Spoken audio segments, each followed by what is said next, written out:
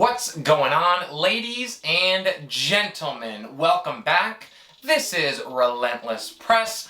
I am your host, Abraham Opatz. Today we're going to go over the Sunday game between the Atlanta Falcons and the Tampa Bay Buccaneers. This was a shootout, a ton of points scored in this game. 73 to be exact. We're going to first go over possession by possession and kind of recap the game as a whole. We will then move into individual teams and players, talk about how they produced, what that impact has on fantasy, not only for this week, but obviously moving forward. We'll look at matchups and I'll give you some suggestions on where we want to put them as far as our lineup decisions next week. But without further ado, let's get into this week's Relentless Rundown.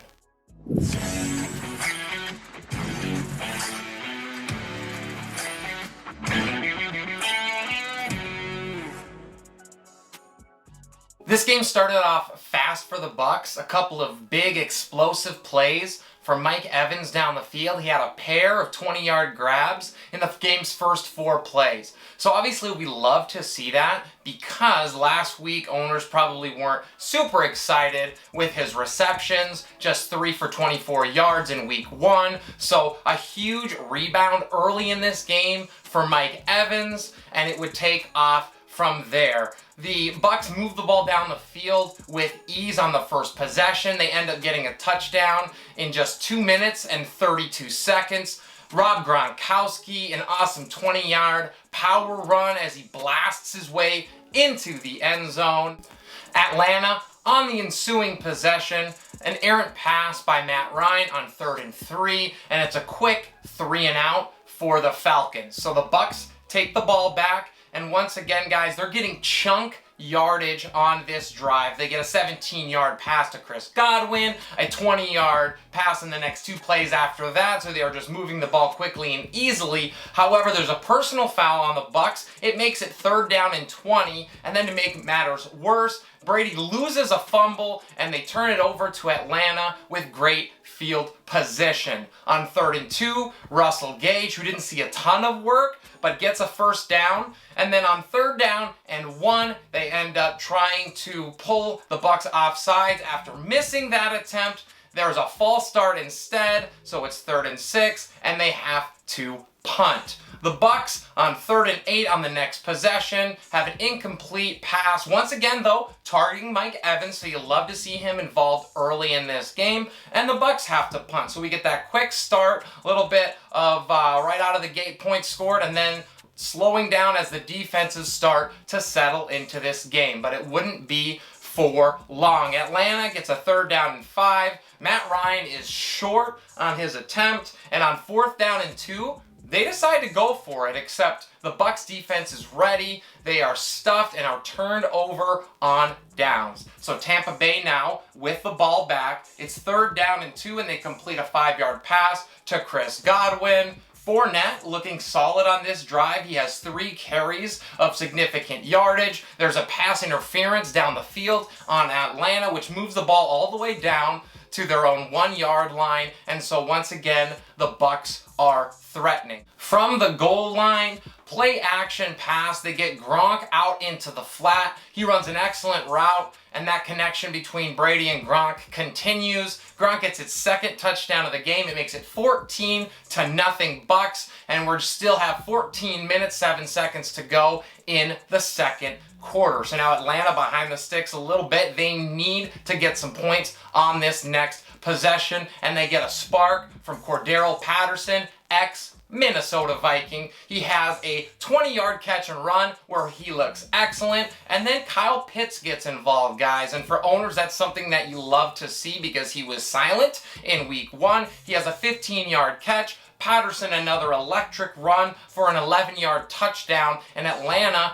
gets themselves back into this game, making it 14-7. A quick score, still 12 minutes to go in the second quarter. The Bucs come back. Brady has an open opportunity to Mike Evans over the top. It would have been a 40-yard bomb, potentially have been a touchdown, and he just misses them by a hair. They are incomplete on 3rd down and end up having to punt to Atlanta, who now has a chance to tie this game up. Atlanta gets a false start on a 3rd and 2, making it 3rd and 7. Critical error there to push them back because they did look solid on those first couple snaps. But Kyle Pitts answers the bell. He has an incredible 32-yard grab. The ball behind Pitts on this throw. He's able to contort his body and make a catch. But at the end of the drive, Atlanta has to punt after a big sack on 3rd down and 9. So Bucks, after a quick start, looking to keep that offense moving. Chris Godwin, 26-yard catch down the middle. Antonio Brown for 15 yards. And then 20 yards to O.J. Howard. So once again, we're seeing chunk yardage out of this Bucks offense, who look unstoppable on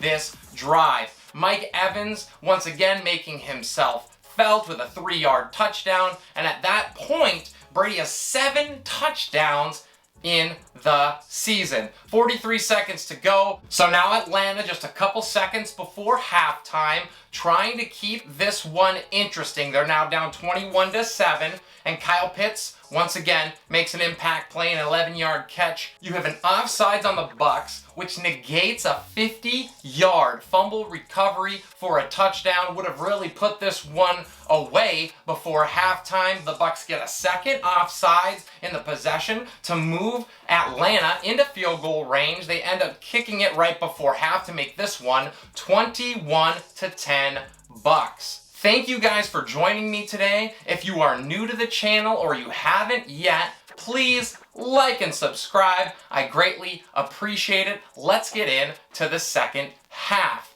Atlanta starts with the ball, and we said, right, they're starting to get back into this game. It's 21-10, but right away, an errant pass by Matt Ryan. He is picked off on the tip. Shaq Barrett gets that ball for the Bucks, and now the Bucks are really looking to make this one out of hand.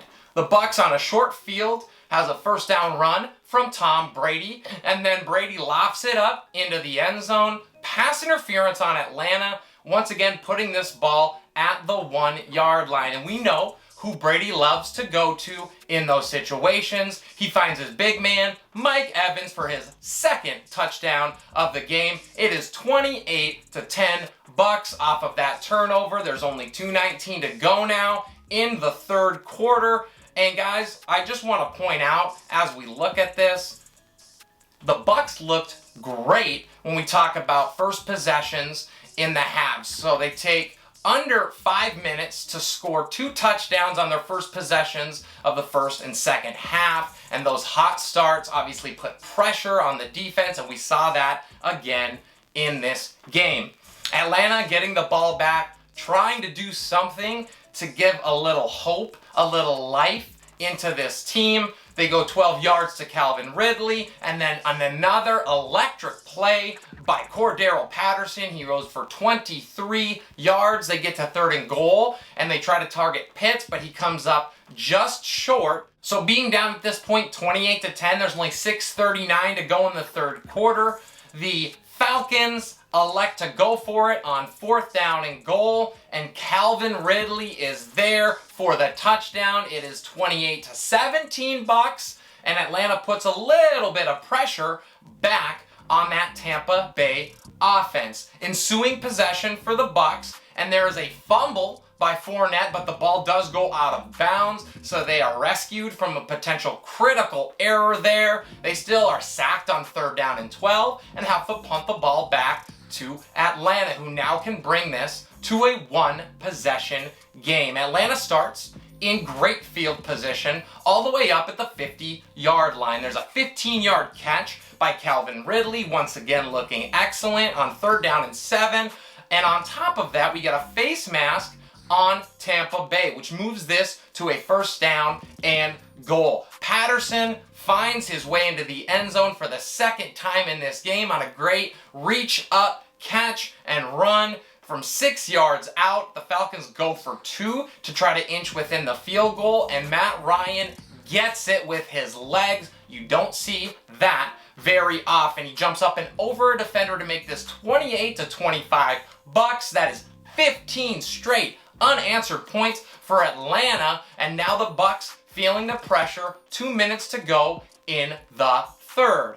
The Bucks get the ball back and have a 4th down and 1 on their own 42-yard line. Gutsy call by Bruce Arians to go for it there. Ronald Jones ends up picking it up, but it doesn't matter. There's a holding on the offense after they pick up the 1st down, sets up a 3rd down and 28 after a sack, and then they have to punt the ball back to Atlanta, who now has a chance to take the lead in this game. However, a great punt. Atlanta has to start all the way back at their own 4-yard line. They get to a 3rd and 1, and they hand it off to Cordero, who has been excellent in this game so far, and he stopped short. Now, they have to punt it away, but the punt only goes 40 yards down the field, and that field position is reversed, so great field position for the Bucks as they get the ball at the Atlanta 43. It's 28-25 still with 11 minutes to go in this game, so you can see how it was still close and there were opportunities for Atlanta to come away with this game. Back to the big man, Mike Evans, for a huge gain of 26 yards, and then Chris Godwin from 15 yards out, touchdown, makes it 35-25, Bucks, 9:18 to go as they extend this lead. Brady up to 9 touchdowns on the year.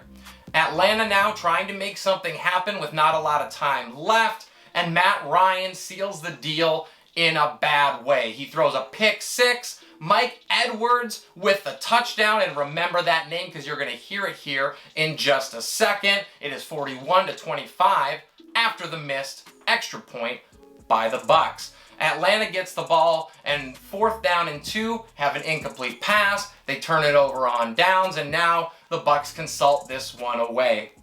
The Bucks get a 4th down and 1, elect to go for it to really try to put this one in the books, but Fournette is stuffed short, so a little bit of life maybe for Atlanta. But then right away on the next possession, Matt Ryan drops back, pass is tipped again and picked. Mike Edwards with his 2nd touchdown in the second half on that pick six. It's 48-25 Bucks. 4 minutes to go in this game. And that's really it for Atlanta. They end up deciding to bench Matt Ryan here in the last couple minutes. Josh Rosen makes an appearance, does not look good, and he has a turnover on downs on an incomplete pass on 4th and 7, which leads to the Bucks kneeling this one out for the win. So overall, guys, the Bucks looked outstanding. That offense was on point, and playmakers just produced in this game, and that was on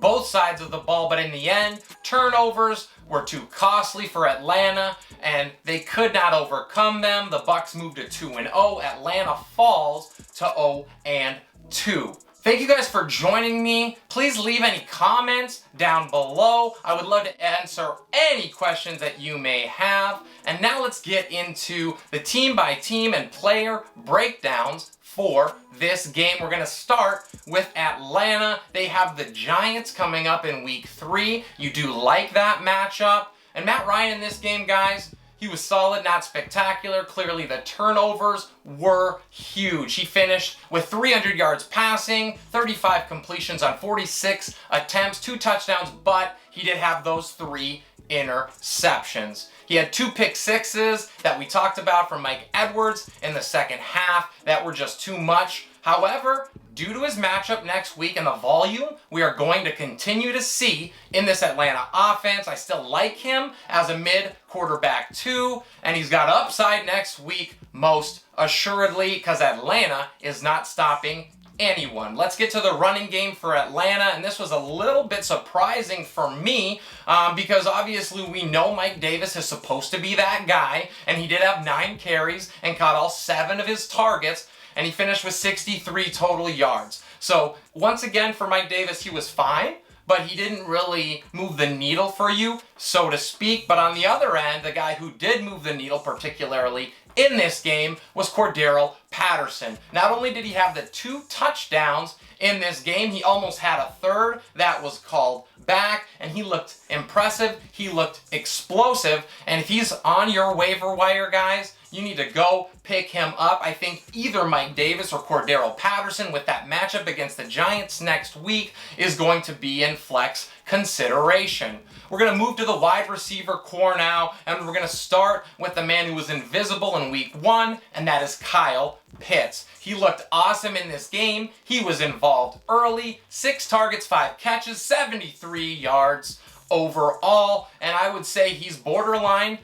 Obviously, he has to keep this up and continue. That consistency is key, but you drafted him there, you're starting him, and another game or two like this, and we can consider him a locked and loaded tight end 1. Russell Gage had 7 targets, but only turned those into 27 yards. Didn't really have any impact down the field, so that's slightly concerning. I still like him as maybe a high upside wide receiver for this next week coming up, but you don't love to see that yardage total with all of those targets.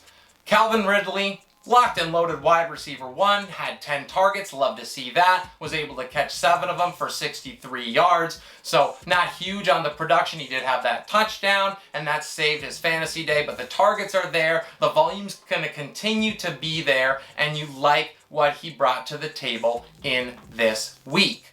No other offensive players of note on the Atlanta side of the ball. Let's move to Tampa Bay. Tom Brady, absolutely magnificent in this game. He finished 24 out of 26 for 276 yards and those 5 touchdowns. Now, the only blemish he had was a lost fumble earlier in this game, but it didn't end up costing Tampa Bay. He had 2 touchdowns to his potentially favorite 2 targets, and that would be Mike Evans and Rob Gronkowski. We've seen them be involved, and Mike Evans, a big bounce back game for him after a quiet week 1. They do, however, have a tough test against the LA Rams this week. I still like Brady as a lower end QB1. Even in this matchup, I'm starting him with confidence. You don't bench the GOAT.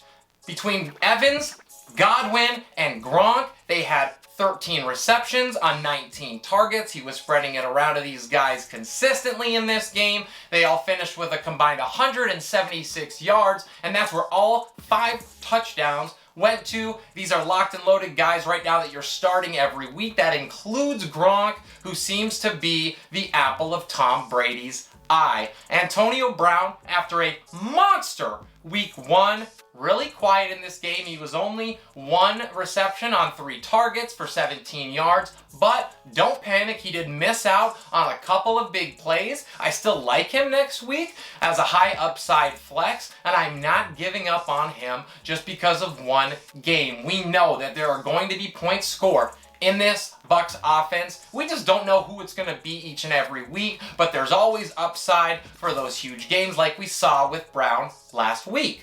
Moving to the running game, we're going to first start with Leonard Fournette. He did have 11 carries for 52 yards, so you do love to see that, but he fumbled. Now, they didn't lose it, so that helps him stay out of Bruce Arians' doghouse, and he almost doubled the touches of Ronnie Jones, who had 6 carries for 27 yards. Now, I'm not super confident in either one of these players next week because that Rams defensive front 7 is brutal. I definitely prefer Leonard Fournette of the 2, but I'm probably keeping both of these guys on my bench next week. And that's really it, guys, for the wrap-up for the Bucs players and the overall look of this game. If you're new, if you haven't done it yet, please like and subscribe. This is Relentless Press. Thanks for watching. We'll see you next time.